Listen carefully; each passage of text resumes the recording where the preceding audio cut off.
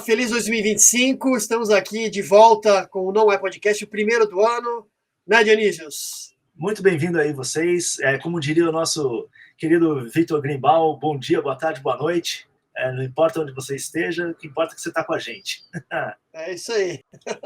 E já vamos começar, então, com o nosso famoso QR Code, pedindo a contribuição, ou melhor, assinatura para Não É Imprensa. É só passar aí o celular no QR Code ou acessar nãoaimprensa.com e lá tem o link para você assinar, fazer a sua assinatura e ajudar a gente a manter esse projeto no ar.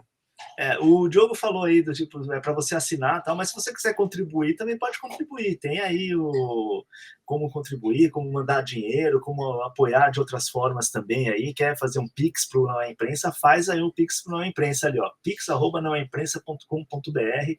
Então, todas as ajudas são necessárias e importantíssimas, né, Diogo? É isso aí. Porque senão aqui não tem Secom para ajudar a gente, né? Secom não vai investir na Não É Imprensa. Vai, Diogo? Não vai. A gente não vai ter dinheiro do Paulo Pimenta aqui. O Paulo Pimenta não foi mandado embora? Então, eu acho que é agora em janeiro, né, que vai mudar para o Sidônio, né, que é o marqueteiro que está chegando. Exatamente. Então, eu exatamente não sei o dia que ele começa, mas já está tudo acertado para o Paulo Pimenta largar o osso e passar o bastão para o Sidônio, que é um marqueteiro. Aliás, essa é a nossa pauta, né? Nossa primeira pauta do dia. Aqui tudo está conectado. Então, a Secom já gastou, já torrou 181 milhões nas redes sociais. Isso é importante porque essa semana, ou melhor, ontem eu acho, que eles estavam já descendo o cacete no Zuckerberg, né? Uhum. Por conta dessa questão das redes sociais, do posicionamento do Zuckerberg, de acabar com com a nota das comunidades e parar com aquele negócio de institutos de checagem, né? Fact-check. Mas o problema é que o governo está gastando assim, quem lidera as verbas, né, de internet da Secom é exatamente o Meta. Exatamente. Isso, porque toda a lógica que é interessante. Vamos lá, primeiro falando dessa questão, assim, né, o Paulo Pimenta.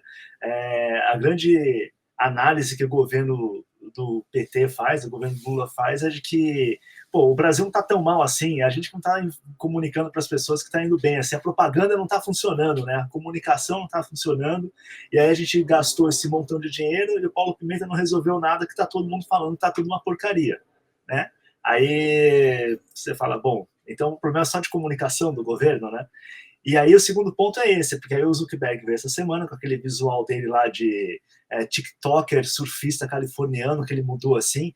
Eu li uma análise muito boa esses dias na internet, assim, falando que fazendo uma análise do visual do Zuckerberg, né? Esse visual assim, que ele mudou aquela cara meio robótica, né?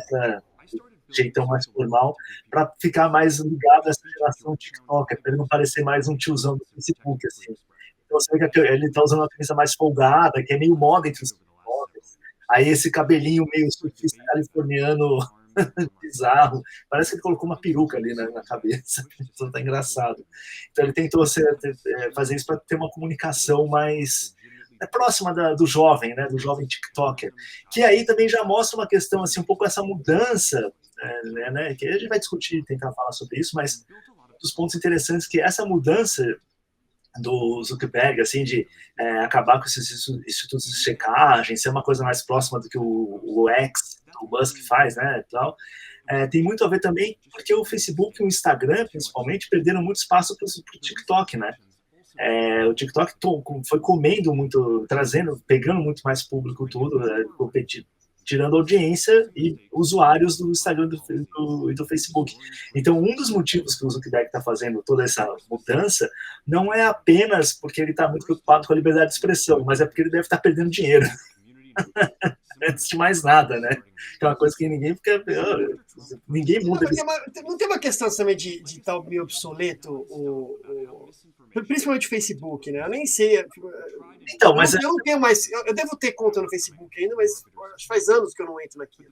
Então, eu nem sei como é que está funcionando isso como propaganda, se tem ainda público, se não tem. Dizem que é o pessoal mais velho, né? Que usa o Facebook ainda. Então, mas é justamente esse um dos motivos pelo qual ele está fazendo essa mudança, porque é justamente essa irrelevância. É um rebranding, né? Rebranding, exatamente. Está tentando mudar um pouco aí tudo. Bom, então, mas aí ele fez essa declaração, vamos voltar para o governo, depois a gente volta para o Zuckerberg, né? Aí ele fez essa declaração, tudo, aí já começou o pessoal da liberdade de expressão, da democracia, rasgar as vestes, né? Não, acabou a democracia, agora só vai ter os fascistas na internet, o Zuckerberg lá foi se ajoelhar para o Trump, que o Trump é o novo mandão, como se ele não tivesse se ajoelhado para o Obama, ou mesmo, aquela coisa meio pornográfica que acontece entre quem tem muito dinheiro e quem tem muito poder, né? Sempre tem essas coisas assim. Enfim, aí já começou rasgando as vestes, a democracia vai acabar, então aquele papo furado de novo, né?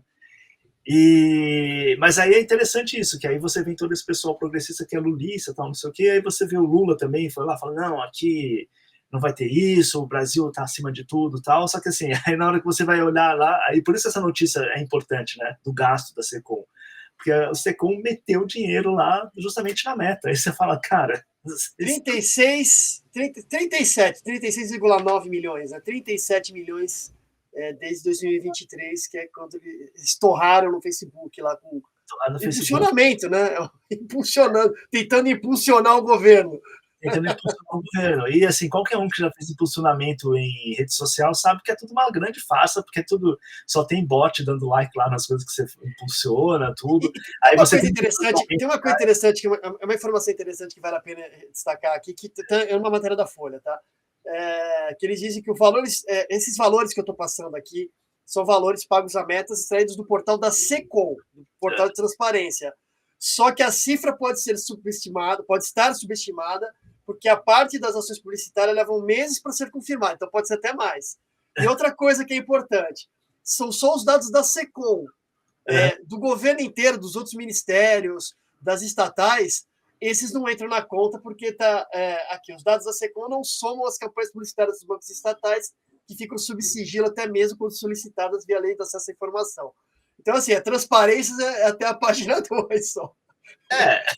Então, é aquele negócio, na verdade, provavelmente esse montante é muito maior do que a gente está pensando. Muito maior. E ainda assim, né, o governo fica falando que está com problema de comunicação, tudo, que está tudo bem no país, que os números estão ótimos e tal.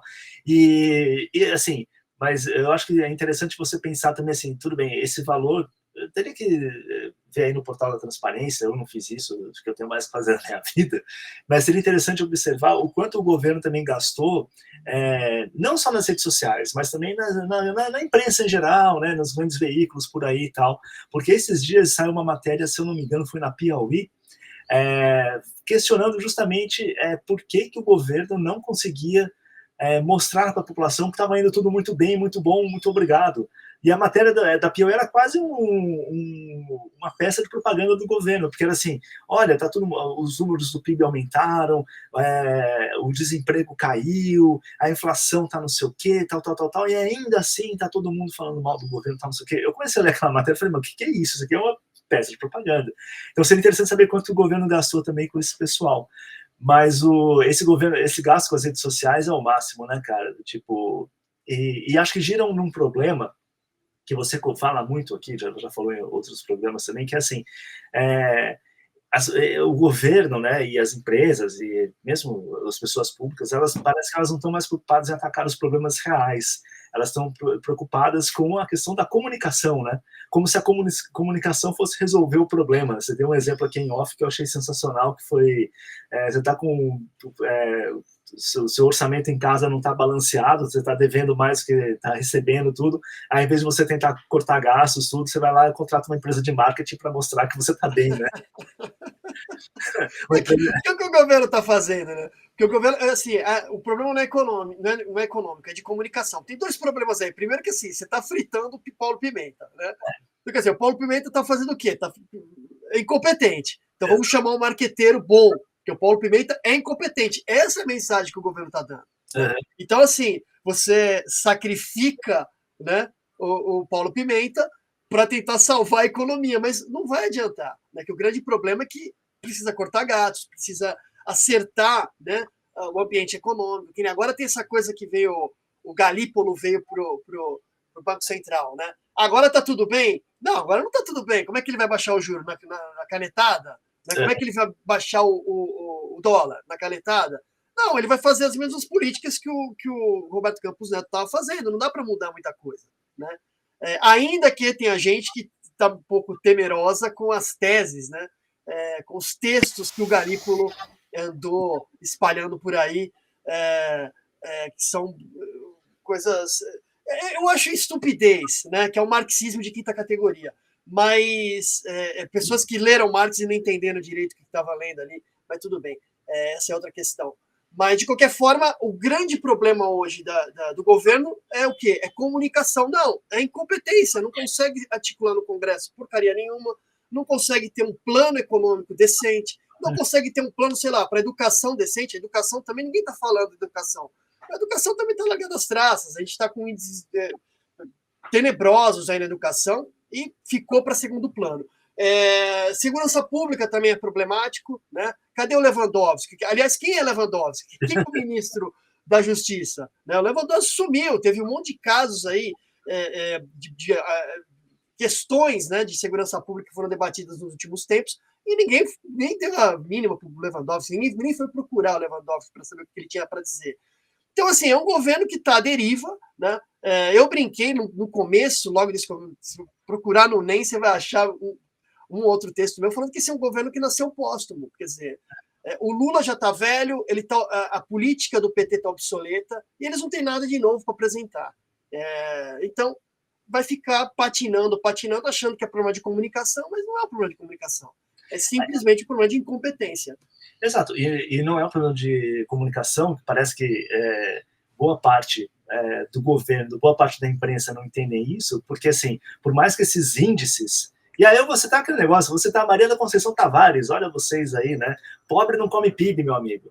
Esse que é o problema. Então, falando que os índices estão ótimos, tal, não sei o quê, só que a população real vai fazer compra, vai não sei o quê, vai no mercado e tá tudo caro, bicho. Tá tudo... hoje mesmo, assim, já bateram todas as contas do mês aqui de novo, você olha para as contas e fala, cara, tudo alto, tudo aumentando, o dólar explode, as pessoas não percebem isso, né? O dólar aumenta, já vai ter efeito na inflação, vai ter efeito nos preços. Então, assim, esse que é o ponto, né? Fica nessa coisa dos índices, só que a população real percebe que a coisa não está assim. Que assim, tudo bem, aumentou o número de pessoas empregadas no país. Ótimo, só que assim, quantas dessas pessoas empregadas têm um emprego formal e estão tendo que fazer um emprego informal para poder complementar a renda? Porque só o emprego formal não está dando certo. E outra, a crueldade de ter o dólar ter estourado no final do ano, né? Na época que o pessoal gasta um pouco mais, com Natal, presente e tal. E aí, sim, janeiro vem com a realidade batendo na porta, com os boletos, com as parcelas do cartão de crédito do Natal. Então, é cruel isso, é cruel dizer que é um problema de comunicação, falar que está tudo bem, quando a gente vê que não está. Cara, e assim, a coisa mais óbvia do mundo, você deve usar o Uber ou 99, esses aplicativos, tal, não sei o quê. Cara, eu entro e normalmente eu converso com os caras, assim, chefe, tudo bom aí, bom dia, tal, não sei o quê. E, cara, uma boa parte deles é assim, não, eu tô saindo do meu trabalho, tô fazendo o Uber para levantar uma grana, ou então assim, eu trabalho durante a semana, mas no final de semana eu faço Uber, tal. É isso que eu tô falando. É isso que o governo não tá sacando, assim, que as pessoas, elas, para conseguir... para elas conseguirem pagar as próprias contas, né? Porque o cidadão comum aí já está com o nome no SPC, né? Já tá ferrado, já tá não sei o quê, já tá pegando aí endividado, entrando na Crefisa e patrocinando o Palmeiras para ter dinheiro lá para poder pagar as contas no final do mês. O cidadão tá assim, cara. O cidadão tá se virando nos 30, nos 40, se ferrando, trabalhando em 15 horas por dia, todo dia, 7 dias por semana e tal, enquanto o governo fica brincando do tipo, não, aí, ó, tá tudo bem, tá não sei o que e tal. Isso enquanto a população tem que trabalhar pra caramba para sustentar esse Estado vagabundo, o Estado simplesmente agora vai começar a querer determinar que se você faz um Pix acima de 5 mil reais, você tem que, já vai declaração, vai avisar a Receita Federal. Isso se você quiser mandar 5 mil reais para mim, pode mandar. 11 99 640 pode mandar meu Pix aí e tal, não sei o quê. Se quiser mandar 5 mil reais para mim, pode mandar. Mas, enfim, o governo agora é isso também, né? Começa a monitorar quanto a população gasta, quanto vai começar a gastar no cartão de crédito, se tem a ver com o seu rendimento e tal. E, enfim, porque o serviço mesmo que eles têm que fazer, que é cortar gastos, diminuir, não vai fazer nunca, né? Na verdade, é uma coisa que eu sei. E punir quem realmente sonega. Assim, grandes sonegadores, assim, você vai ficar pegando 5 mil reais, vai ficar atrapalhando a vida, às vezes, do cara que está na correria aí. Né? O cara que tem o trabalho, vai fazer o Uber e tal. E esse cara que vai movimentar essa grana, né? A mais do que 5 mil reais. Agora, os grandes sonegadores, todo mundo sabe quem são, passam ao largo dessas medidas. E só para deixar bem claro aqui, se você quiser... São medidas de comunicação, né? Medidas de comunicação. Para comunicar bem, se você quiser me mandar 5 mil reais aí, o meu Pix é 11 99640 5266. Pode mandar 5 mil reais para minha conta que eu vou gostar bastante. Mas, enfim, acho que a questão da SECOM e do governo é isso, né, cara? Que é um problema muito... Como a gente já tem comunicado, que é um problema que afeta tanto governos, afeta a campanha eleitoral, afeta a política, afeta o dia a dia dos cidadãos, que as pessoas ficam nessa coisa de que o problema é a comunicação, não é o problema real mesmo, assim, as questões reais não importam, o que importa é a comunicação. A gente viu isso na eleição aqui em São Paulo, com o Marçal, tudo, os caras estavam muito mais preocupados em fazer meme e corte para botar na internet do que propriamente discutir problema, né? Enfim, até cadeirada valeu para fazer corte na internet. Então... nenhum problema, assim, todos os debates que tudo que a gente viu na eleição de São Paulo, e eu acho que no Brasil inteiro se replicou isso, foram discussões inócuas, né? Se um cara usa droga, se não usa, quer dizer, os problemas da cidade, ninguém discutiu. Ninguém discutiu. A única proposta foi o próprio Pablo Marçal que fez, foram aquelas duas propostas estúpidas, que é do prédio de sei lá quantos quilômetros, e o teleférico, que são propostas idiotas, estúpidas.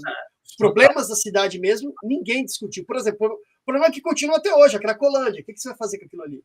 Né? É um problema real e está se espalhando pela cidade. Quem mora em São Paulo sabe.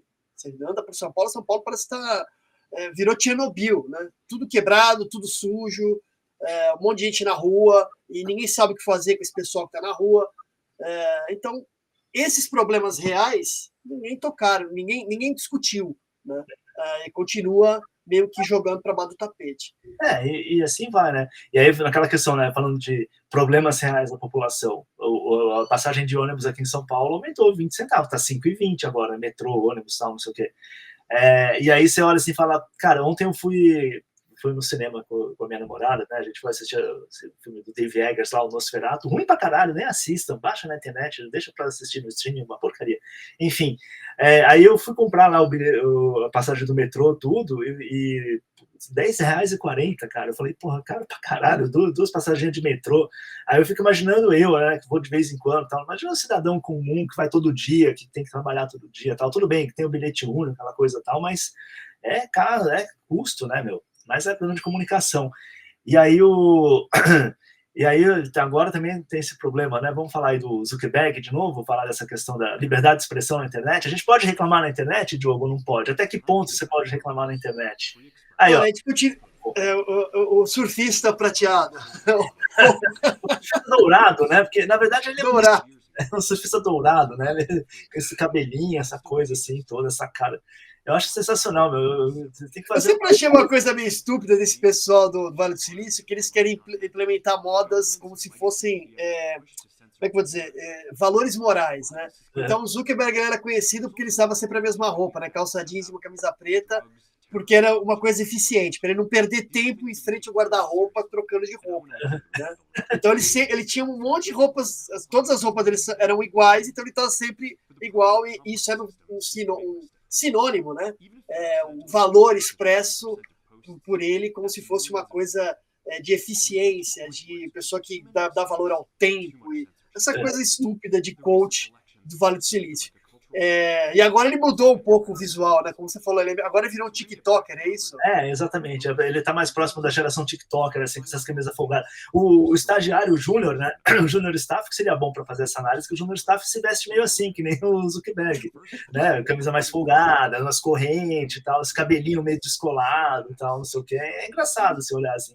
Ele não quer mais parecer o tiozão do Facebook, né? Que é um cara... Tá na crise dos 40, digamos assim, o Zuckerberg e tal.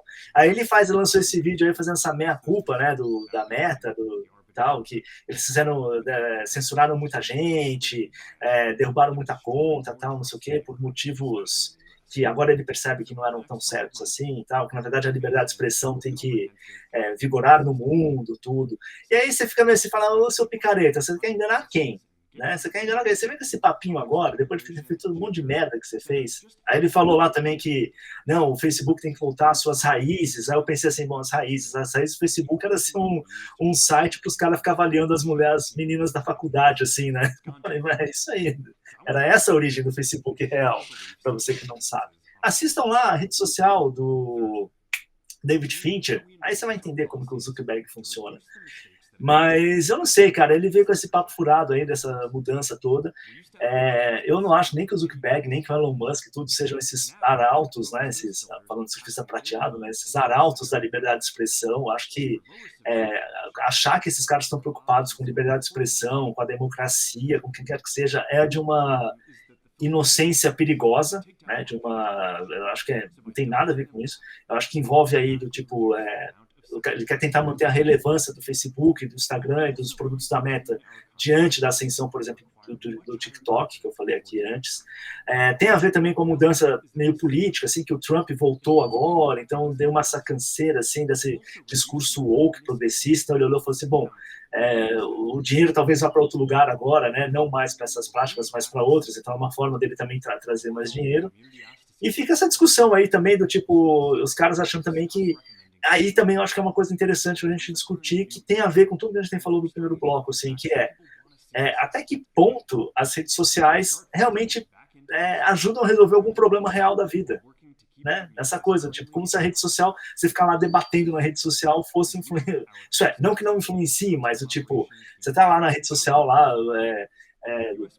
tipo, viciado na dopamina da rede social, esperando que todo mundo responda a você, curtindo os likes, aquela coisa toda, enquanto a porra da sua conta de luz tá atrasada 2 meses, assim, tá para ser cortada. E aí, qual que é o problema real, né? Então, mas só voltar um pouquinho, uma coisa que você falou da picaretagem do Zuka aí, né?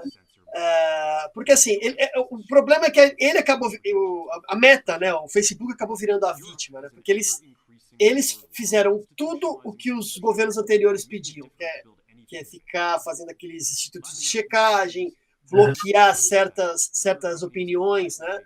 Censurar, na verdade, certas opiniões. Mas no final, como é que acabou essa história? Um documentário falando que a culpa era toda deles. Né?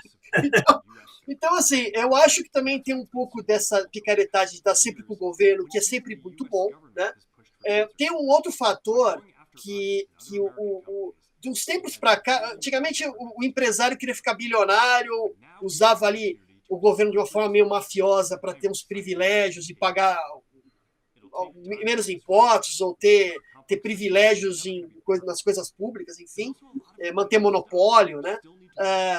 De uns tempos para cá, esses bilionários aderiram àquela 11ª tese do Feuerbach, né, famosa pelo Marx, que os filósofos se empenharam em interpretar o mundo, agora eles têm que mudar, né? Tem que se empenhar em mudar o mundo. Mesma coisa aconteceu com os bilionários, eles queriam ganhar riqueza, ficar bilionários, cheio de dinheiro, e manipular um pouco a política. Agora eles vêm com essa ideia de querer mudar o mundo. Né? Então, todos esses empresários, todos esses bilionários agora do Vale do Silício têm uma tese para mudar o mundo com tecnologia. Esse é um pouco do perigo do Elon Musk com o Peter Thiel. Né? Eles são mais sofisticados que o Zuckerberg, obviamente, mas eles têm essa coisa meio apocalíptica de achar que o mundo está no caos e a única saída qual que é? É fazer um projeto, é usar a tecnologia, que é um pouco daquele revival do século XVIII, XIX, em que as pessoas achavam que a ciência ia mudar o mundo. Né? Tem até aquela fase do ingênua do Condorcet, dizia que um dia a gente vai chegar a uma época em que todos os seres humanos serão iluminados pela luz da razão, blá, blá, blá, aquela patifaria toda. E aí, um século depois, veio a época dos totalitarismos, das 2 guerras mundiais, do nazismo, né, do Holocausto. Quer dizer, foi muito racional o que veio depois, porque a ideia de que o progresso é contínuo e está sempre acontecendo. Né? Eu acho que tem essa ideia também, um pouco diferenciada, talvez, desse apocalíptico apocalipse tecnológico, né? Que eles, principalmente do Peter Thiel, e tem até um vídeo aqui no NEM que o Maurício Rigg fala um pouco isso, que ele conhece bem a obra do Peter Thiel, que é muito baseado no René Girard. Girard, né? E as ideias que ele tem para salvar o mundo, né? Porque ele tem mesmo essa. Quem já viu o Peter Thiel viu que ele tem uma cara meio de maluco e não duvide da maluquice dele. Exatamente. Mas o que é interessante é essa volta que deu nas redes sociais, que era uma coisa inócua, de diversão, como você mesmo falou, de ranquear as mulheres mais bonitas do campus, né, universitário, e se tornou uma ferramenta de comunicação muito poderosa, ao ponto de tirar o poder, aí o poder monetário mesmo, de começar a tirar a grana da publicidade das TVs, e que começaram a ser polarizadas agora, porque antigamente, assim, a grande massa da verba de publicidade ia para as TVs, principalmente para a Rede Globo, que mantinha um certo monopólio da audiência no Brasil. Hoje a coisa está ruindo, quer dizer, grande parte dessa grana está indo para a internet, para dar dinheiro para influenciador, para impulsionar nas redes sociais e tudo mais. Isso criou um problema muito sério para a comunicação, para a estrutura, né, para o mercado de comunicação no mundo todo. Os Estados Unidos ele tem as formas de se arrumar lá, de fazer as coisas dele. Aqui no Brasil, essa tendência de forçar a mão para manter o status quo, né? Então você vê que a imprensa está muito nisso, está muito empenhada em falar mal da rede social e querer regulamentar a rede social, censurar, né, a rede social, porque é um inimigo a ser combatido, né, um concorrente a ser combatido. É um concorrente, exatamente. Mais que ser um inimigo, mais que ser uma ameaça à democracia, é um concorrente financeiro. Essa daí é uma grande verdade que acontece. E também acho que o movimento do Zuckerberg e desses caras, desses tecnocratas, também é um movimento assim também. Eles também... Cara, é isso aqui, ó. Cadê o meu livrinho? Aqui, não tá aqui mais. Oh, droga, não tá aqui. Era para estar aqui atrás, eu ia puxar. O Dionísio sempre tem o livro para puxar, para tirar da manga. Devia estar aqui, mas não está mais. Deve ter vendido, graças a Deus. Mas, cara, o Revolta das Elites do Christopher Lasch. Sim.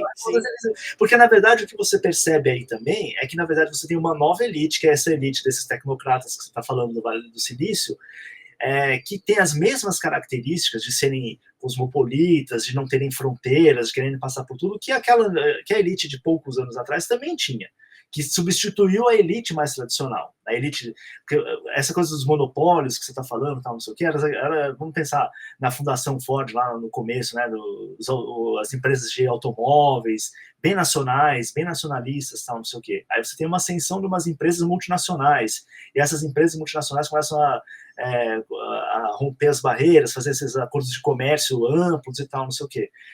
Essa era uma elite, essa elite que o Christopher Lasch fala, né, que ele escreve o livro na década de 80, então essa elite que ele está falando, essa elite tal, não sei o quê. Ele ainda não está falando dessa nova elite, que é essa elite que é muito mais cosmopolita, muito mais aberta, não respeita fronteira nenhuma mesmo, quer entrar em tudo quanto é lugar.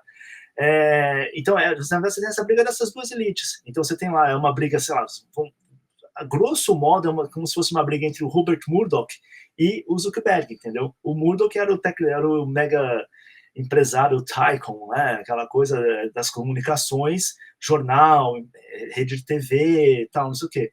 O Zuckerberg é da tecnologia de rede social. Então, são esses tipos. É essa elite que está combatendo, né?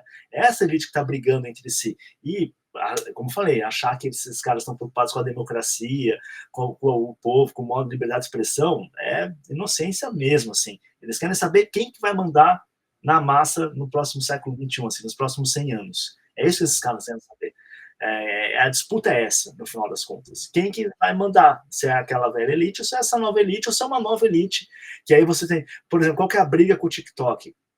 O TikTok tem uma empresa chinesa, que é aquela coisa, o TF tem a mão do Estado chinês, tem todo aquele negócio, os caras ficam lá, e assim, não, o TikTok não é só uma empresa de diversão que você vai lá, os caras ficam puxando dado lá das pessoas, cara, e aquilo vai pro governo chinês direto.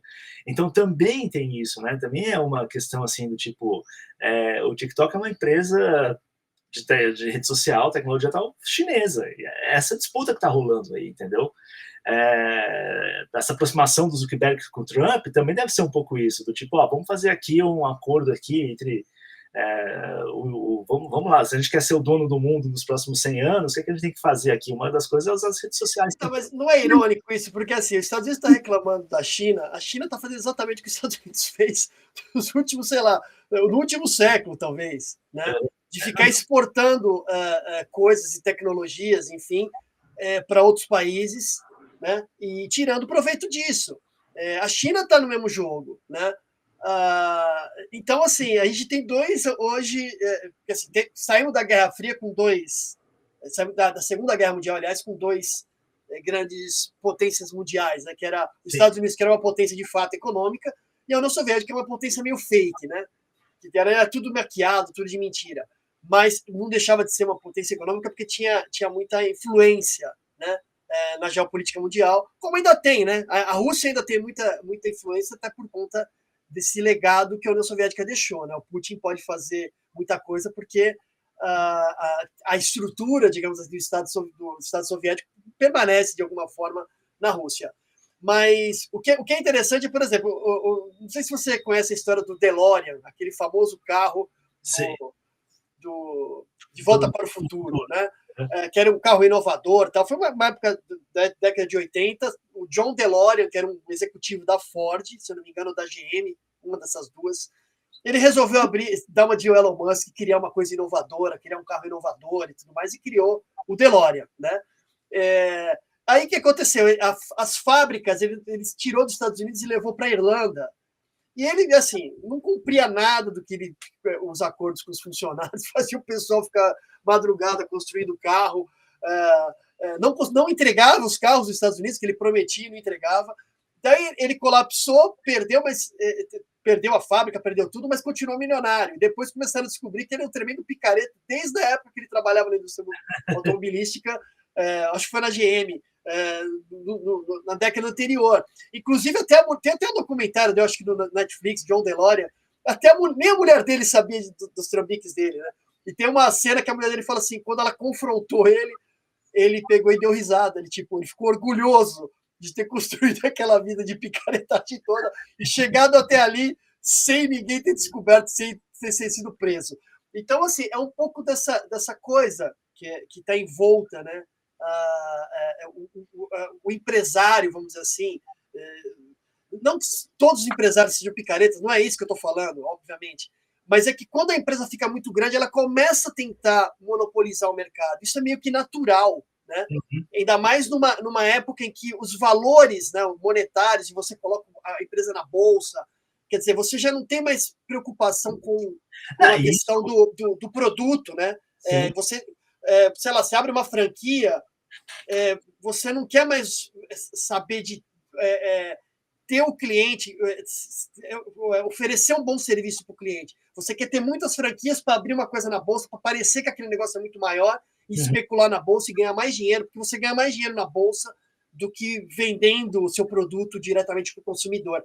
Então, essa dinâmica da nova economia é que tornou essas pessoas muito, como é que eu diria, não é avarento que fala, mas quando só pensa em números, né? Só pensa em ampliar os lucros, e isso tem que cortar custos aqui, cortar custos ali, ser injusto, na maioria das vezes, com os funcionários, com os clientes, sobretudo, porque você sempre vai começar a dar porcaria para ele.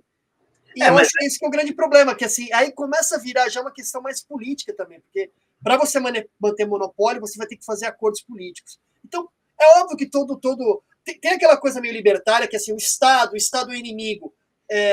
Não é verdade. As grandes empresas têm o Estado como uma forma, uma ferramenta para manter monopólio e para manter privilégios. Então, no final de contas, não é muito diferente que os magistrados que aumentam o salário, que os políticos que aumentam o salário.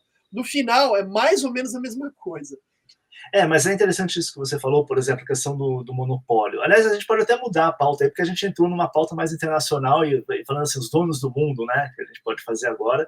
E você falou dessa questão da China, como que a China entrou tudo, e aí o Trump vem agora também que não retomar. A gente já vai falar do Trump, mas só para fechar isso que você está falando, tem coisas interessantes aí, por exemplo, essa questão do monopólio, né?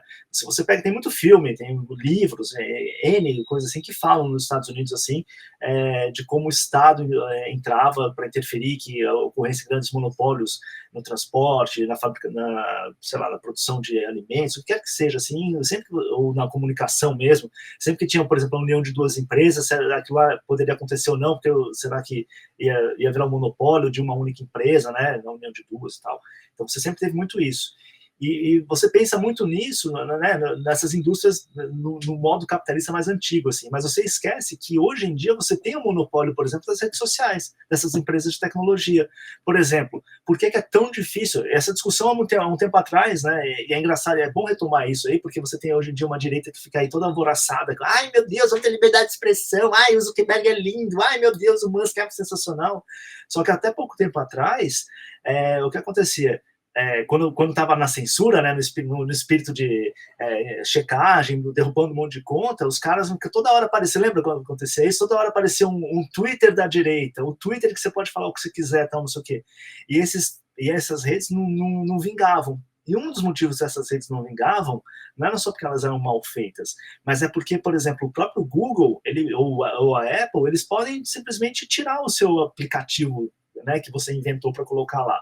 Então, o que eu quero dizer é um novo Facebook, um novo Instagram, um novo X, para conseguir entrar e virar ter uma quantidade enorme de usuários ou ser uma coisa viável, às vezes ele enfrenta a barreira do próprio Google, por exemplo, que vai tirar, ou a própria Apple, que não vai deixar no seu sistema lá na App Store o seu aplicativo. Então, existe... O próprio Substack, onde a gente está com o NEM, sofre censura do Twitter, claramente, porque o Elon Musk arrumou a briga lá. Tem uma história grande com o The Free Press, né? Com a Barry Weiss e tal, que o Elon Musk abriu os Twitter files para ela, e ela fez isso no The Free Press, no Substack. E aí ele simplesmente é censurado, né? Baixa... Não é censurado totalmente, mas baixa a entrega, né? Você coloca um link do Substack, a coisa não anda, porque está bloqueado lá, está no shadow ban, né? Que o Elon Musk falou tão mal, né? Falou que ia acabar com isso, mas no Substack continua, né? Exato. Então, por exemplo, esse para mim um exemplo sensacional de como que essa coisa funciona, né? De como que essas empresas, no final das contas, elas também são manipuladoras, elas também buscam monopólio, elas também, o interesse delas, como eu falei, não é democracia, não é liberdade de expressão, é poder e dinheiro. Então, assim, é o que você falou, o Substack, ele não aparece nas buscas lá do X, né? Que é do Elon Musk, ele tá lá defendendo a liberdade de expressão. O próprio Instagram, se você não consegue colocar links ligando uma outra rede social no Instagram, ele impede que você faça isso. Ali na postagem, né? Você tem que fazer todo um esquema lá, tal, não sei o quê. Por quê? Porque ele quer que você fique lá. Então, é muito interessante começar a perceber isso nessas redes, assim, e parar de acreditar que esses caras estão aí muito preocupados com a questão da liberdade de expressão. Como eu falei, eu acho que muita gente pensa essa questão da liberdade de expressão, pensa essas ideias sobre democracia usando conceitos e valores e interpretações que são antigas, não servem mais para esse modelo que a gente vive hoje em dia. Enfim, a gente vai falar disso daí, porque agora a gente vai falar do América-Canadá. O América-Canadá, olha que lindeza, os Estados Unidos, o América-Canadá. Sensacional, cara. O Trump é uma figura. Só o contexto dessa imagem, isso aí foi postado pelo Trump na rede social que ele criou, né? Exato. The Truth. The Truth. E aí ele tem uma legenda aí que não vai dar para ver, tá assim, ó Canadá, né? E ele colocando, anexando o Canadá aos Estados Unidos, que foi também um assunto da semana, que além do Canadá, né, ele também, parece que a Groenlândia também ele quer anexar, né? Parece... Não, ele veio essa semana aí, o Trump causou aí numa live aí e tal, não sei o que. O Trump é um cara muito esperto, ele é o cara que sabe muito bem chamar... Pautar a imprensa. Pautar a imprensa, exatamente, pautar a imprensa, os influenciadores, as redes sociais, quer que seja. Então, essa semana aí ele veio com todo esse papo aí do tipo, não, pô, que o Trudeau renunciou também, falou que vai renunciar, vai sair. Bom momento para a gente anexar o Canadá aqui, né, o Trump.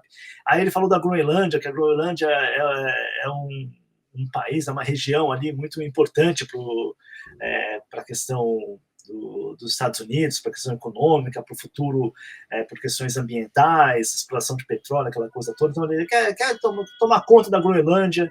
Se não for junto lá com a Dinamarca, eles vão tomar conta lá. Ele até mandou o filho dele para a Groenlândia lá, o Trump Jr. estava lá na Groenlândia.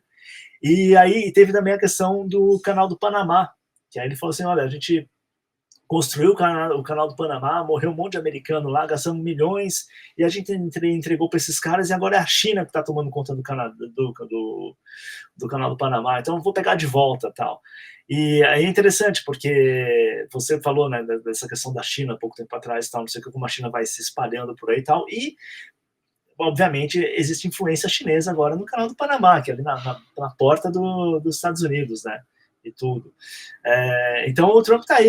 A China se expandiu de uma forma muito inteligente, mas sim, talvez uma forma meio maldosa. Ela emprestou muito dinheiro para países que estavam na pindaíba, e agora esses países devem muito para a China. E aí elas ficam negociando juros. Tal. Os Estados Unidos devem muito para a China. Né? Porque... Também, mas é que os Estados Unidos ainda ele não é um país na pindaíba, né? Um país que tem muita tecnologia, tal, que usou muito a China como parque industrial com mão de obra barata por muito tempo. Só que a China já evoluiu. A China agora já não é mais aquela quando eu falei que parque industrial de mão de obra barata, né? Na verdade, quando eu falei que os Estados Unidos deve para a China, não é que os Estados Unidos pegou dinheiro emprestado, é que os Estados Unidos compra muito produto da China. Então não é que deve, na verdade, os Estados Unidos bancou essa ascensão da China de uma certa forma. Bancou, sim. E justamente naquela dinâmica que a gente está falando aqui dos estados, das empresas e tal, até nessa mudança que você deu o exemplo do DeLorean, né, que saiu dos Estados Unidos e foi para a Irlanda, muitas empresas passaram, sei lá, o seu iPhone aí, você o capitalista, que adora o iPhone, que adora... Tudo chinês.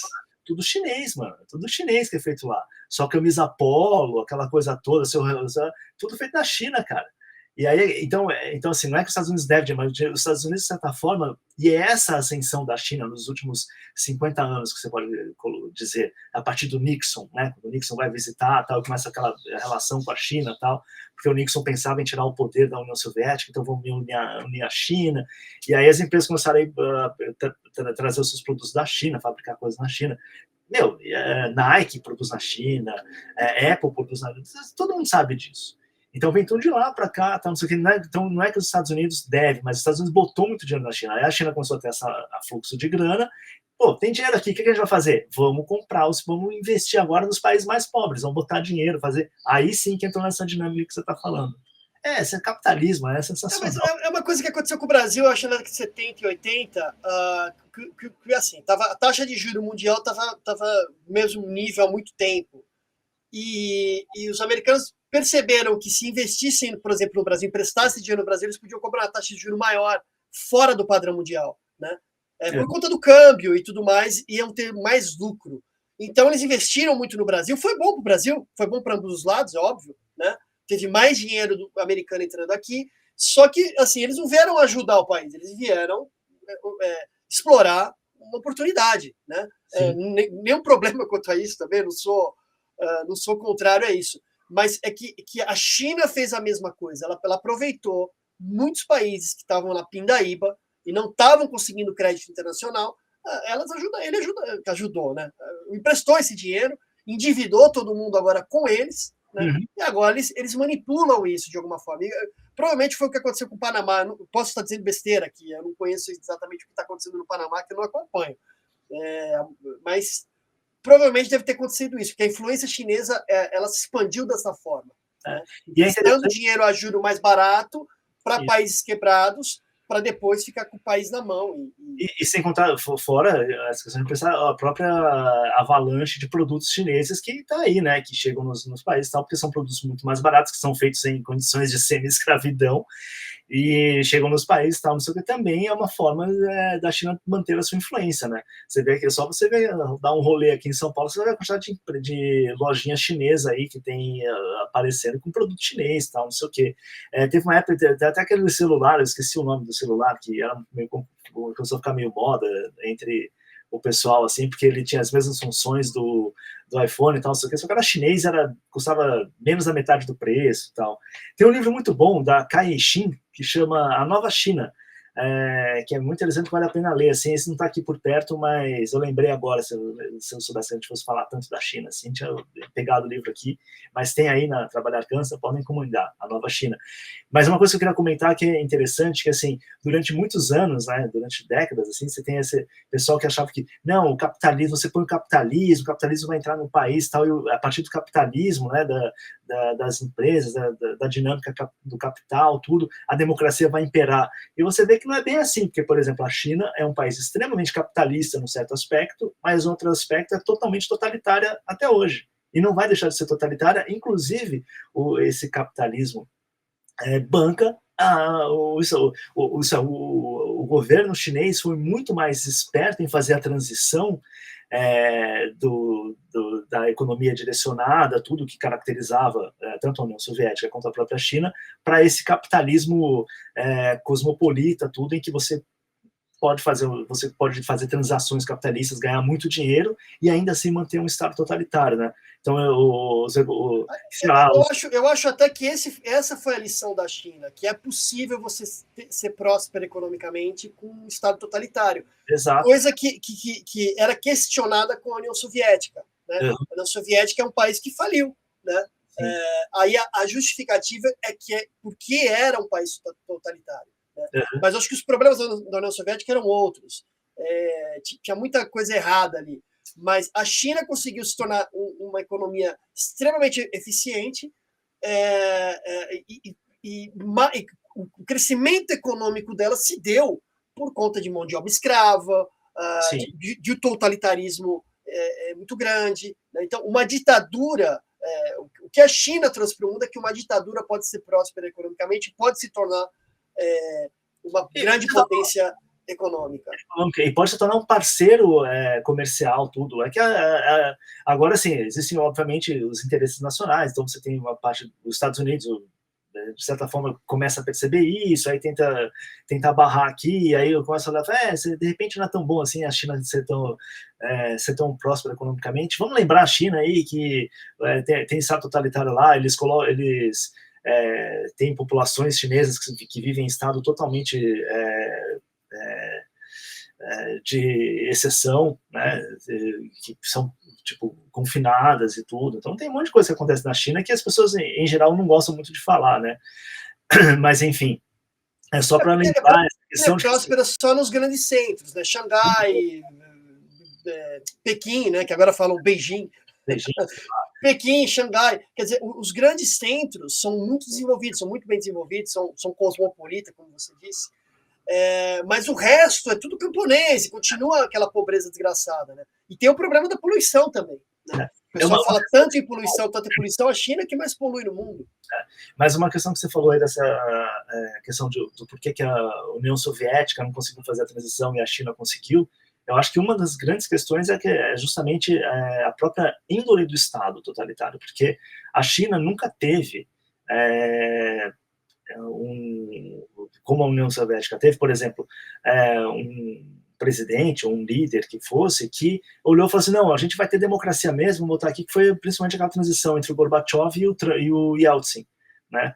E o Yeltsin era um porra louca, bebum, tal, não sei o que falou assim, não, vamos ter democracia, vai ter mesmo, vai acabar o Partido Comunista e tal. A China não teve isso. Quando a China teve os eventos da paz celestial lá, que foi um momento em que a população tentou se erguer contra o Estado para tentar mudar aquela situação, foi completamente esmagada. E os caras falaram, não vai mudar, a China não vai ser isso, a China, o Estado totalitário vai permanecer, esse Estado não vai mudar, a gente não vai ter. E aí as mudanças chinesas, elas foram controladas pelo Estado. Não foi que nem na União Soviética, que o Estado meio que abriu mão, que foi isso que o Yeltsin fez no final das contas, ele abriu mão, falou, tá tudo liberado, e aí o Estado desmontou de vez. A China não fez isso, a China, o Estado controlou as mudanças, ela foi permitindo aqui, ali e tal, não sei o quê. Tanto que um dos motivos da ascensão do próprio Putin e o modo como o Putin lida com o poder é o quê? O Putin era um cara uma figura burocrata, tal, não sei o quê, que o Yeltsin olhou e falou assim, bom, você vai ser o cara que vai conseguir controlar essa situação, porque estava um caos geral ali na Rússia, pós-soviética.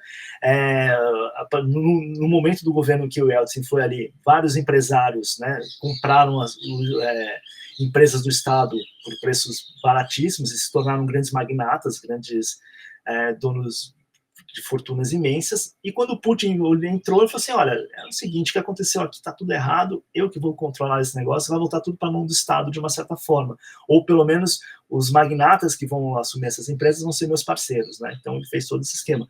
Então a União Soviética passou por esse processo, que é uma coisa que a China não passou, e a China conseguiu manter esse Estado, e aí você hoje em dia tem, a China é um modelo.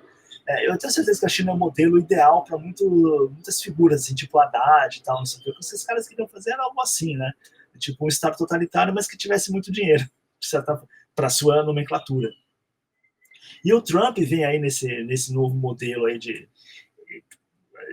dos Estados Unidos, com essas ideias, com essas coisas todas, que, por um lado, é bravata, por um lado, são aquelas coisas meio do Trump de economia de atenção, tudo, ele quer fazer todo o esquema, mas vamos ver como que ele vai agir, né? O que ele vai fazer de verdade, como que ele vai lidar com a questão da Ucrânia e da Rússia na guerra. Ele tem aí também, de forma meio machão, assim, tipo, não, se o Hamas não soltar os reféns de Israel, vou botar para quebrar, tal, não sei o que, ele vai mesmo, ele vai fazer alguma coisa, tal. Então tem muito isso, né? Até foi engraçado, porque todo mundo esperava que, normalmente,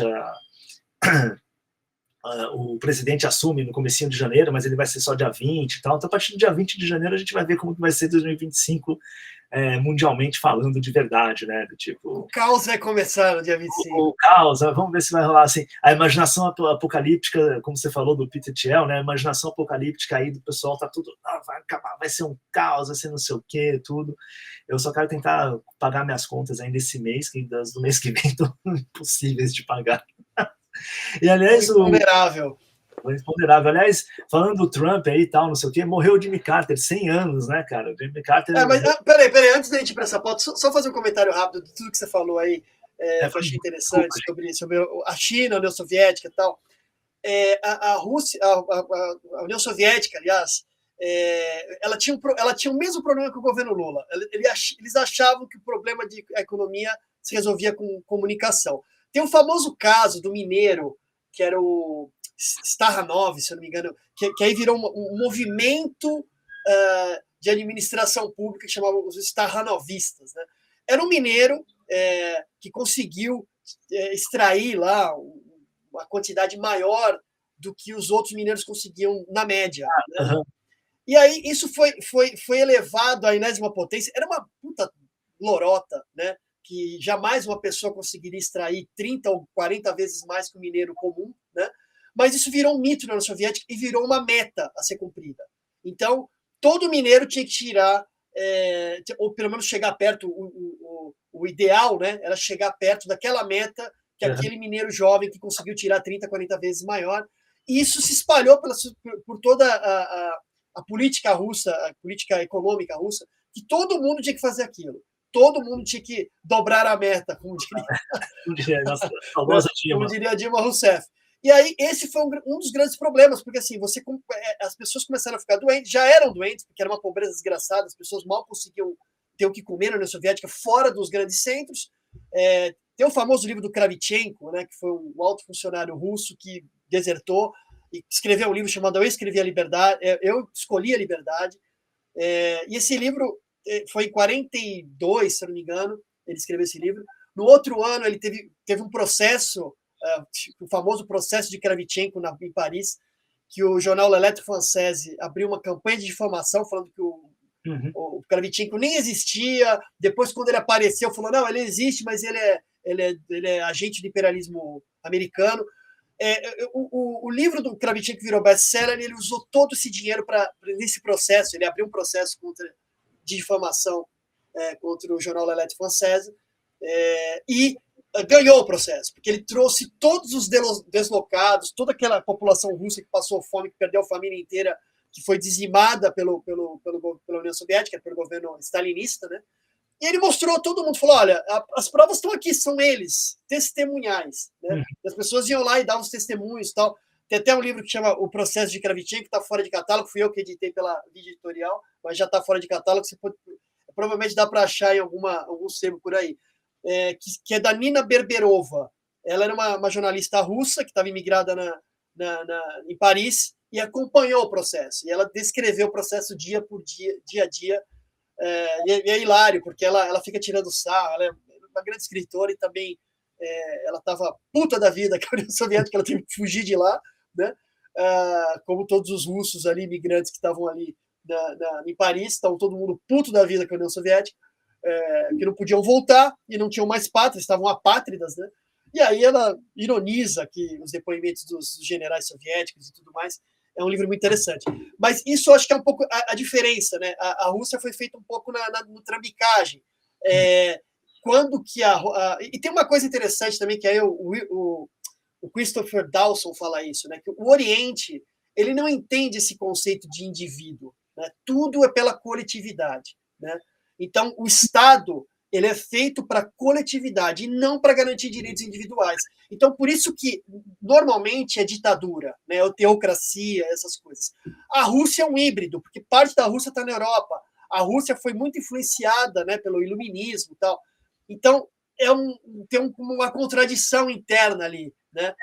É um país oriental que tem os valores orientais, mas também teve acesso aos valores ocidentais, e principalmente iluministas. Então, eu acho que isso que ajuda um pouco a ter uma ditadura desses países, principalmente como a China, desavergonhada, que assim, é um pouco dos valores que eles conhecem, desde os impérios chineses e tudo mais. Essa ideia do indivíduo sempre foi uma ideia que eles não entendem. Então, a democracia também é muito baseada no indivíduo, né? Do direito individual, da liberdade de imprensa, da liberdade de expressão, da liberdade de não sei do quê. Isso eles não conhecem um pouco. Esse conceito é uma coisa meio abstrata demais para eles, talvez. Mas é interessante também a gente pensar do outro modo, né? Do tipo, também nós ocidentais não conseguimos entender como que os caras pensam. Exatamente. Por isso a gente fica meio chocado assim, mas como que a China consegue ser um Estado totalitário e extremamente capitalista? Por que a União Soviética é um Estado que... A União Soviética, a Rússia, né? É um Estado que teve influência iluminista, mas continua sendo uma espécie de... ditadura, pós-ditadura, alguma coisa assim, né? Do tipo, a gente comentou isso num outro programa lá, que eu falei, por exemplo, o Yeltsin foi o primeiro presidente eleito pelo voto popular em 300 anos de história na União Soviética, né, de história política, assim, e tal. Então, também tem esse lado nosso, porque também a gente tem essa inocência, né, de achar que, por exemplo, os valores democráticos, os valores de liberdade de expressão, tudo, eles vão ser válidos nesses países, quando na verdade não é bem assim que toca a banda. Às vezes não é válido nem aqui, nem no Ocidente. O Xandão aí, ó, o Xandão aí, é Xandão. Mas a gente tem essa questão, né? Dicas interessantes aí para você que quer conhecer mais esses assuntos, tudo. Assistam os documentários do Adam Kurtz, principalmente o último que ele fez foi o Trauma Zone, que é justamente sobre essa transição aí da União Soviética para a Rússia, o fracasso que foi. Mas ele tem outros documentários muito bons em que ele fala, por exemplo, dessa questão de como o capitalismo o liberal, tal, de certa forma, tem um lado muito positivo, mas também tem um lado muito negativo, né, de como que termina acontecendo essas coisas como o Estado chinês e tal. Mas a gente vai falar do Carter ou não? Morreu o Carter, 100 anos lá de vida. Ele foi 4 anos presidente, aí depois ele ficou lá... Na verdade, o que virou assunto nesse funeral foi essas conversas ao pé do ouvido de Trump e Obama.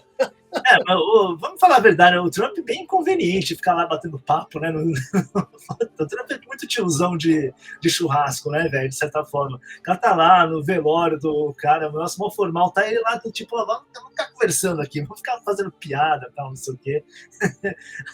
É muito inconveniente. Pior que chamaram, acho que foi o New York Times, chamou um cara que faz leitura labial e dizem que eles estavam combinando um encontro para depois num lugar mais calmo. Eu falei, pô, um lugar mais calmo do que esse? Vocês viram aí que tá tocando a musiquinha de fundo, o funeral rolando, todo mundo ali concentrado, com o defuntão lá na frente. Mas é aquela cena boa aí que mostra, que abre assim, aí tá tem também o Bush, aí tem a Hillary, tem o Clinton, na frente tá a Kamala, aquela cena é muito boa, que abre, tá todo mundo ali, você fala, olha os presidentes, olha os caras aí, ó. Olha os caras que mandam no mundo aí, ó. Não é nós não, cara, não é ninguém, esses caras aí que mandam na porra toda. Ou pelo menos acham que... a Kamala aqui na frente, né? A Kamala tá aqui meio... A Kamala tá aqui meio do tipo, puta merda, o que eu tô fazendo aqui com esse... Mas a parte que você fala, eu acho que esse final aqui, deixa eu ver se eu consigo dar um vídeo pra... Não, deixa rolando aí, mas é... Aí, aqui a abertura, né? Ele se abre, aí tá todo mundo. Tá o George Bush, o Hillary e Bill Clinton. O Clinton tá todo mundo aí na frente e tal. Todo mundo aí, ó. A primeira fila dos últimos presidentes americanos. Pois é, né? Que de certa forma... Fora o Biden, né? O Biden não apareceu, eu acho, né? Olha, agora que eu me dei conta. Onde está Biden? A Kamala deve ir no lugar dele, o Biden deve estar dizendo, não, se for, vai que me enterram junto.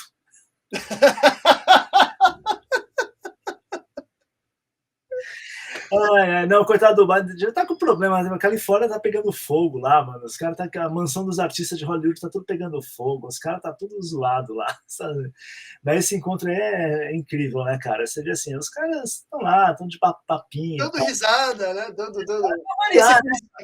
Eles são realmente os tiozão, o tiozão, né? O Trump é o tiozão, ele tava fazendo Obama rir, então provavelmente ele devia estar contando uma piada. Piada de tiozão de churrasco, cara. Aquelas coisas lá, isso aí que tá rolando lá, entendeu? Do tipo, porra, é isso aí. Ai, ai. Tem mais alguma coisa? Na verdade, aqui, só para confirmar, o jornal foi o New York Post que contratou um cara para fazer Eles dizem o seguinte aqui, ó. Afirma que o republicano disse ao democrata que os dois precisam encontrar um lugar mais quieto para discutir um assunto muito importante. Muito importante. Não, os caras têm que aprender com o jogador de futebol, mano. Já viu o jogador de futebol vai reclamar? Pô, então... Põe a mão na boca, né? Boca, tá... os caras, nem isso os caras sabem fazer, mas esses presidentes é muito zoado. Tem uma cena, eu acho que, não sei se é no Cassino, no filme Cassino ou no Goodfellas, que o Joe Pesci, ele fala sempre assim... Coisa de mafioso, né? É no cassino, que os caras começam a sacar. Que esse cara entra na Rússia sai falando assim. É isso, cara. Mas, porra, os caras não sabem fazer essas coisas aí e tal. Tem que ser tudo discreto. Mas esse é o primeiro programa do ano, então foi esse, Diogo? Tem mais alguma coisa aí? Não, foi esse. Acho que a gente vai ter muita coisa nesse ano, que esse ano promete, né? Promete pelo menos um pouco de caos, mas eu espero que esse caos sempre gera risadas, né? Sempre gera coisas ridículas para a gente poder falar aqui. Uma coisa que a gente tem que falar, assim, a eleição do Trump foi ótima para a imprensa, foi ótima para os meios de comunicação, para esse pessoal todo, porque, cara, vai ter pauta todo dia. Não vai deixar de ter pauta. Não vai ser que nem o Biden, que fica lá do tipo... Não, e ele sabe, aquilo que a gente falou, ele sabe pautar a imprensa. Sabe? Então, assunto não vai faltar, ele vai criar um monte de confusão. Exato. E é uma coisa que já tinha acontecido na outra eleição, no outro governo dele e tal, não sei o que de certa forma, principalmente muito do que o Trump faz é meio que para medir a temperatura do negócio. Então ele fala umas barbaridades para saber se os caras vão com ele ou não vão, entendeu? Então é uma coisa que... E tem uma coisa interessante, esses malucos assim, vão ter que engolir, por exemplo, o Milei, né? O Milei pegou a Argentina lá, a frangar, falida, né? E está começando a entregar números interessantes, né? Sim. Os economistas estão olhando e falando, bom, a gente tem que admitir que ele conseguiu baixar um pouco o dólar, controlar a inflação e tal. Ele está conseguindo entregar resultados, né? O malucão, o cara que fala com o cachorro, aquela coisa toda, está fazendo que a esquerda, né? Os kirchneristas e tudo mais, não conseguiram fazer. O Santos, como é que é? Eu esqueci o nome do... Não, o último presidente antes do Milei. Esqueci o nome dele. É tão insignificante que surgiu o nome dele. Fugiu.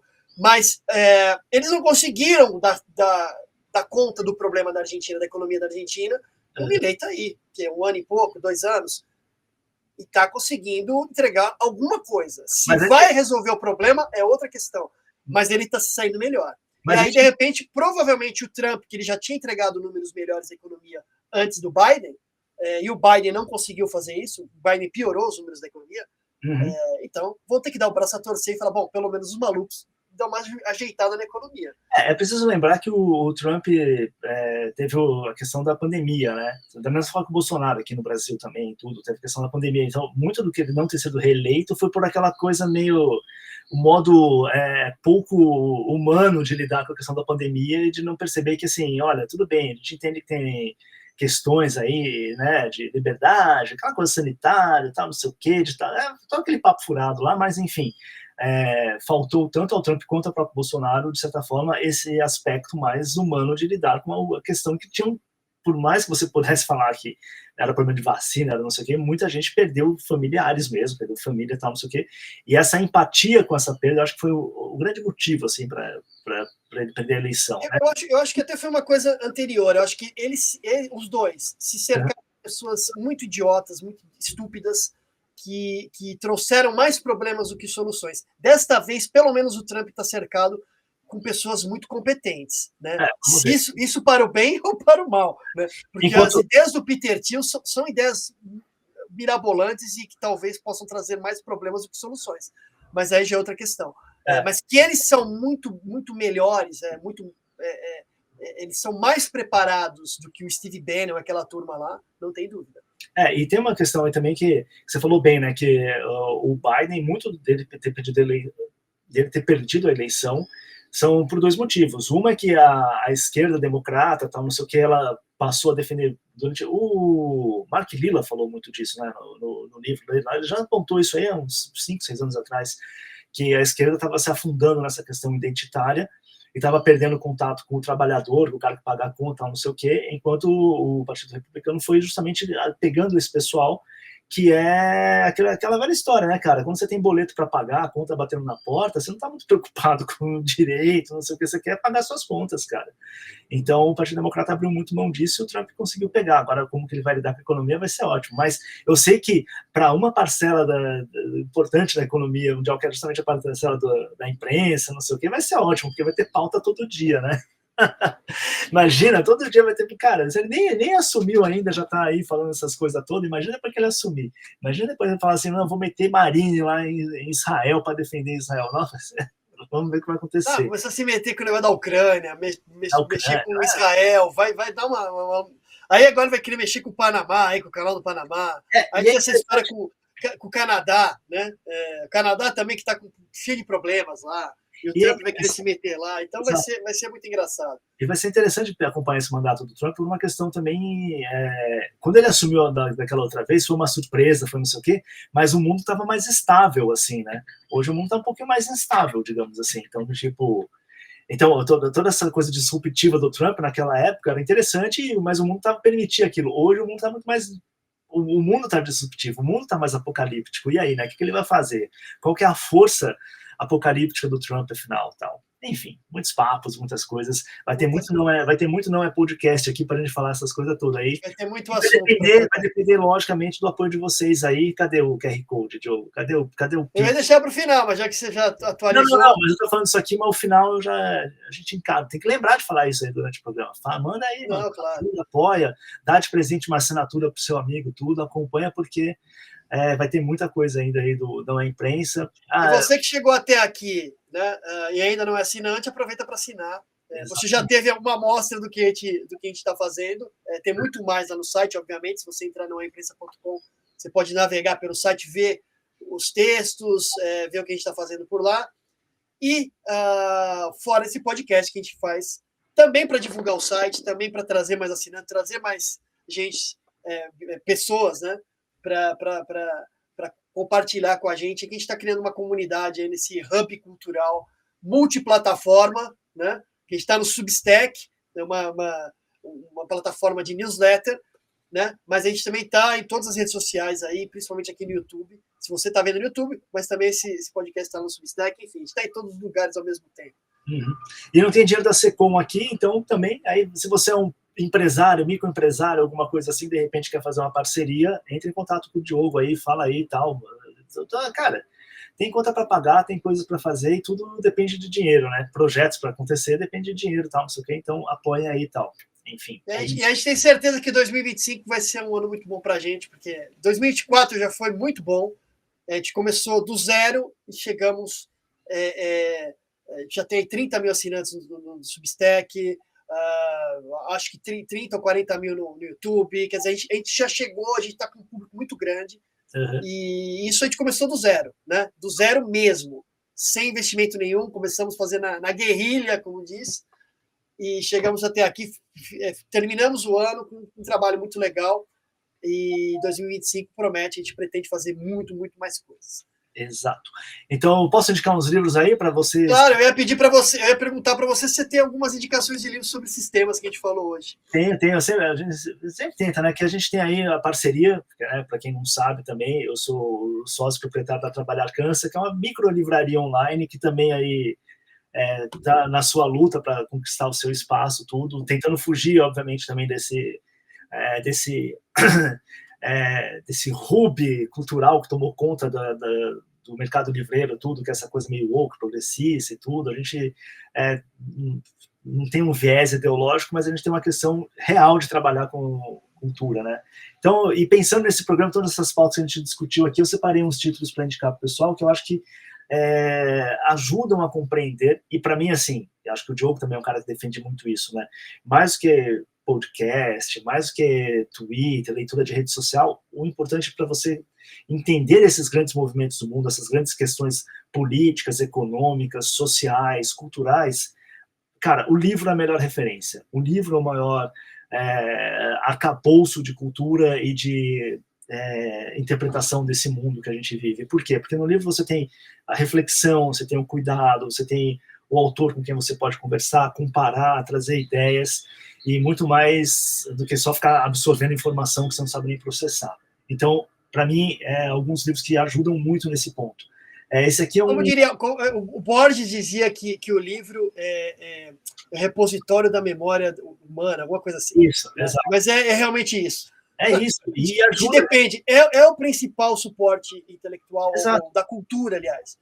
O suporte cultural ainda é o livro. Você precisa do texto, você precisa do livro, você precisa estar registrado isso, essas coisas todas. Senão a gente não tem mais memória, a gente não tem mais nada.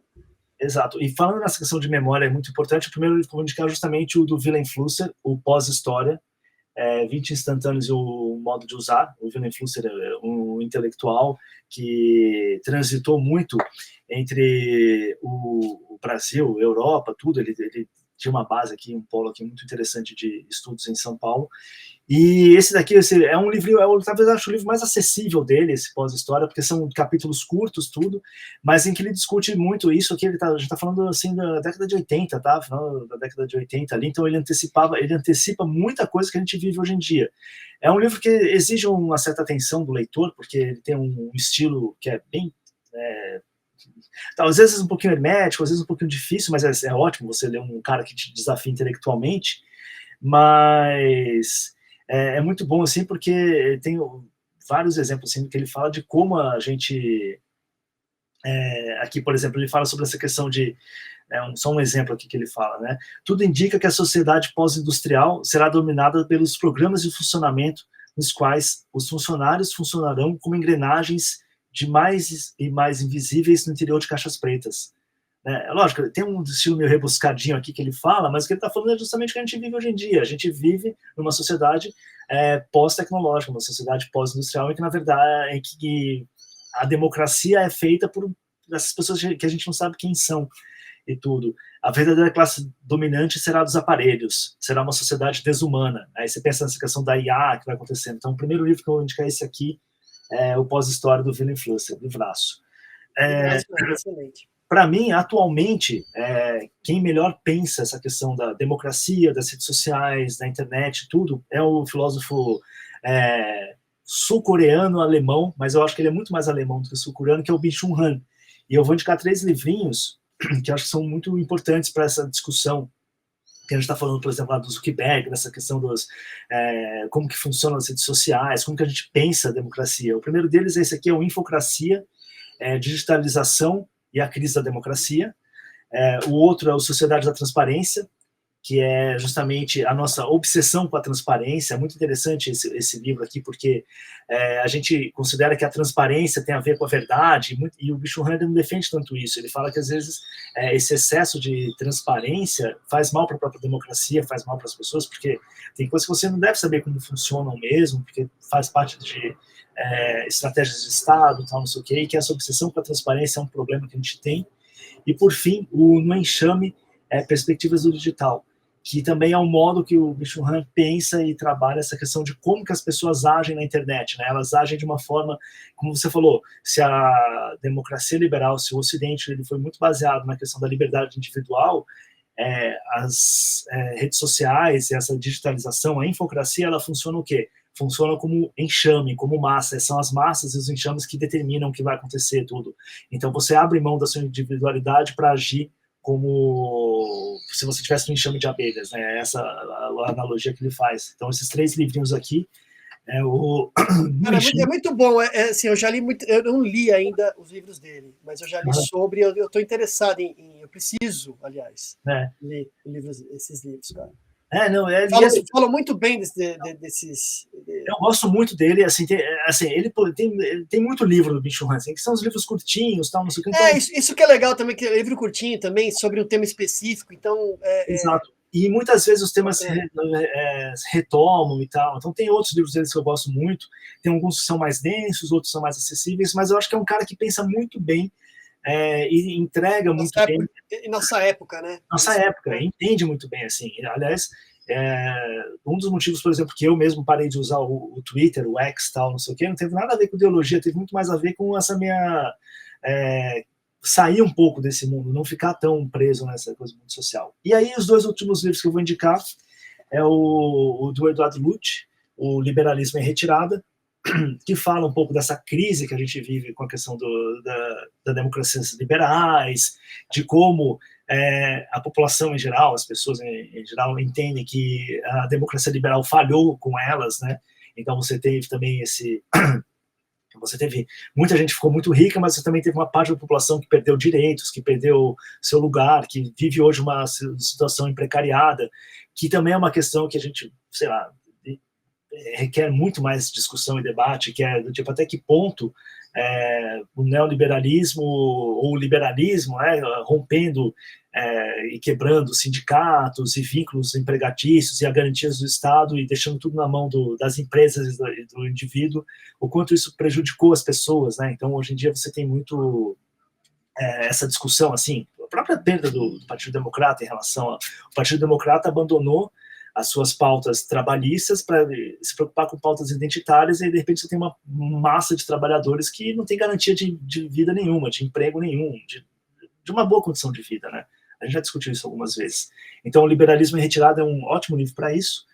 E aí, para mim, o livro que é o antídoto para todos esses problemas que a gente está lidando, que é o do Michael Oakeshott, A Voz da Educação Liberal, que é um livro que eu acho que é muito importante a gente ler, reler e buscar inspiração nesse livro para justamente lidar com esses problemas e ter um antídoto a esses problemas que a gente vive, que são as redes sociais, a questão de você se sentir perdido no mundo, como que você recupera o seu chão, tudo. Então, para mim, A Voz da Educação Liberal do Michael Oakeshott é um dos grandes livros para você sair dessa. Aliás, o Oakeshott é um autor pouco conhecido também, que é um puta autor, né?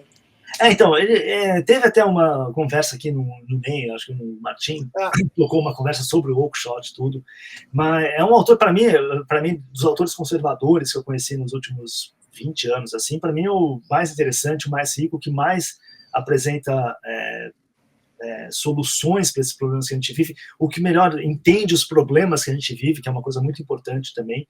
Então, ele tem A Política da Fé e a Política do Ceticismo, que para mim é um dos melhores livros que você pode ler sobre a questão, sobre ciência política, esse aqui sobre a questão da educação liberal, tudo. Então, acho que, para mim, é o cara mais rico que tem, assim, em termos de pensamento conservador, que podem ser úteis para a gente, assim, no nosso dia a dia.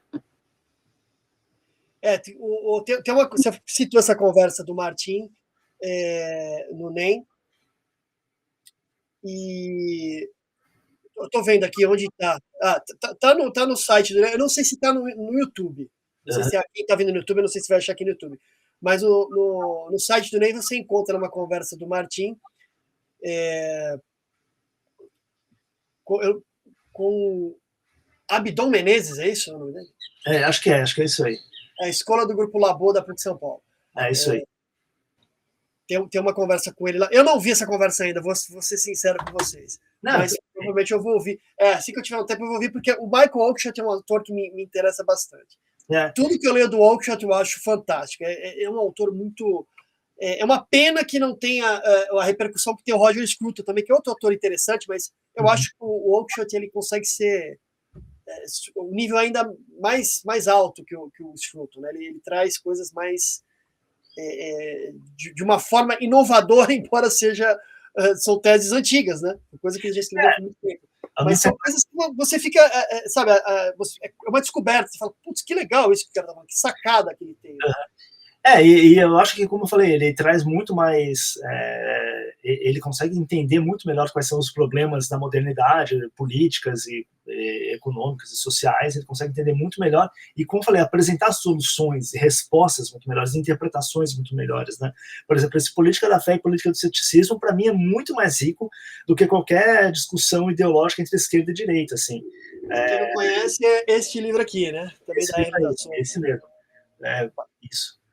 Esse livro, para mim, é muito mais rico. Excelente, livro é muito bom. Por quê? Porque ele mostra como você, na verdade, você não tem muito mais do que a sua ideologia de esquerda e de direita. O que domina a mente dos políticos é se você acredita ou não no Estado, né, nas ações do Estado, tá? Se você tem fé no Estado ou se você é cético em relação ao Estado. E que essas posições podem variar de acordo com o espectro político. Você pode ter caras de direita que têm fé no Estado, por exemplo, esses bolsonaristas, né? Os bolsonaristas, eles têm fé de que eles vão resolver o problema porque eles têm a solução, né? Então, nós, digamos assim, somos uma direita conservadora que é cética em relação às soluções do Estado, tudo. Então, isso é só para dar um exemplo bem grosseiro de como que ele funciona, né? Então, é um cara que eu acho que vale muito a pena as pessoas realmente conhecerem. E, enfim, eu acho que para mim é isso, cara. Antes de tudo, o livro sai da internet e vai ler um livro. Essa é a minha luta, sempre. Não, só para terminar, você falou a direita conservadora, eu acho que ela é marxista. Por mais paradoxal que pareça, porque eles querem combater uma superestrutura ideológica, derrubar o sistema, porque essa superestrutura ideológica está oprimindo a população. Né? Então, assim, é o mesmo discurso marxista e aquela coisa do domínio da história, né? Temos que dominar a história, porque tem os globalistas, não sei o que, todos eles dominando a história, a gente tem que entrar nesse jogo e também dominar a história, que é uma tese marxista por excelência, o que eu acho muito engraçado. Sou a direita marxista. A direita marxista tá aí, mas é boa, uma boa também. Enfim, ficam essas as dicas aí para vocês. Sigam o Ney. Lembrando que todos os links vão estar aqui embaixo na descrição, tanto no site do Não é Imprensa quanto no YouTube, tá? Exato. Então, o link para a Livraria Trabalho da Cansa, para você poder comprar esses livros que foram indicados aqui pelo Gil. Exatamente. Comprando aqui na Trabalhar Cansa, você apoia uma livraria independente, realmente independente, que não está vinculada a nenhum programa ideológico, nem nada, que está preocupado com a nenhuma picaretagem ideológica. Picaretagem ideológica, tudo, e a gente precisa pagar a conta e precisa da ajuda de vocês aí.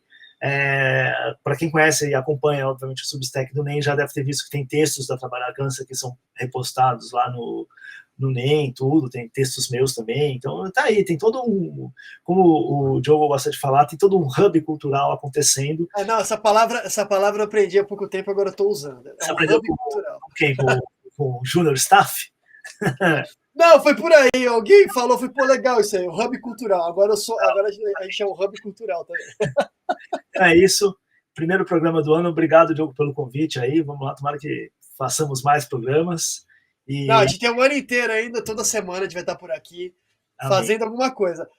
É que a gente depende de ser pautado pelas consequências do mundo, né? O que acontece no mundo, a gente vai trazer aqui o que é mais importante na semana, a gente vai trazer aqui, fazer comentários e tirar um pouco de sarro disso tudo, né? Debochar um pouco dessas coisas ridículas que acontecem no mundo.